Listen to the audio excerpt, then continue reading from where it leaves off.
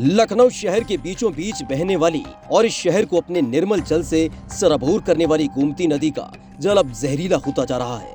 जहरीला जल होने का सबसे बड़ा कारण राजधानी लखनऊ की आबादी के घरों का दूषित पानी। प्रतिदिन 24,000 किलोग्राम साबुन वाला पानी गोमती नदी में घोला जा रहा है।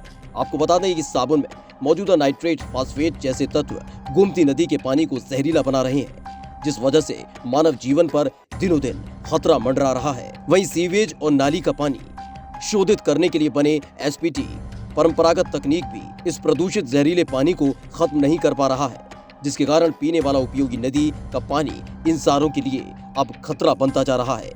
देखिए हमारी ये खास रिपोर्ट। हमारे देश की हर एक नदी अपनी स्वच्छता और पवित्रता की दास्तां को बयां करती है। आज हम मौजूद हैं उत्तर प्रदेश की राजधानी लखनऊ की गोमती नदी के घाट पे, जो लखनऊ की शान मानी जाती है। लेकिन यहाँ की तस्वीरें तो कुछ और ही बयां करती हैं। आज ये जो नदी पवित्र कही जाती थी, उस नदी पे सफ़ेद साबुन की गंदगी की एक चादर बह रही है। मैं आपको दिखाऊंगी कि किस तरीके से ये जो नदी का जल है वो कितना दूषित है, कितना प्रदूषित है। जो लोग इस जल का इस्तेमाल करते होंगे वो कितने मजबूर होंगे।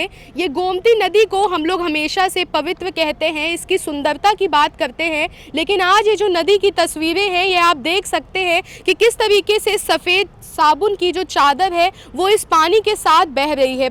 प्रदूषण की हम बात करें तो लगातार प्रदूषण का स्तर हमारे देश में बढ़ता जा रहा है। चाहे जितने नियंत्रण की बात करी जाती है, लेकिन प्रदूषण पे किसी भी तरीके का कोई काबू नहीं है। ये उसी का एक जीता जाता उदाहरण है जो आप आज इस गोमती नदी की तस्वीरों में यहाँ पर देख रहे हैं। प्रधानमंत्री मोदी की बात करूँ या जितनी भी सरकारों की बात करूँ तो लगातार कोशिशें की जाती हैं, स्वच्छ भारत मिशन चलाया जाता है, लेकिन ऐसा क्या मिशन है जो हमारे देश की नदियां हैं जो पवित्रता के लिए मानी जाती हैं, सुंदरता के लिए मानी जाती हैं, वो इतनी दूषित हैं, इतनी प्रदूषित हैं। अब ये देखना होगा कि आगे आने वाले समय में किस तरीके से इन पे काम होता है, क्या कुछ होता है। इतनी योजनाओं के बाद भी अगर हमारे देश की नदियां पवित्र नहीं है या जो जल इनका लोग इस्तेमाल करते होंगे वो जल से उन्हें कितनी तकलीफ होती होगी या कितनी बीमारियां उत्पन्न होती होंगी। हम 2 साल से कोरोना काल में जी रहे हैं। कोरोना काल में काफ़ी बीमारियां और भी लगातार आई हैं। इस तरीके का जल अगर हमारे देश की जनता इस्तेमाल करेगी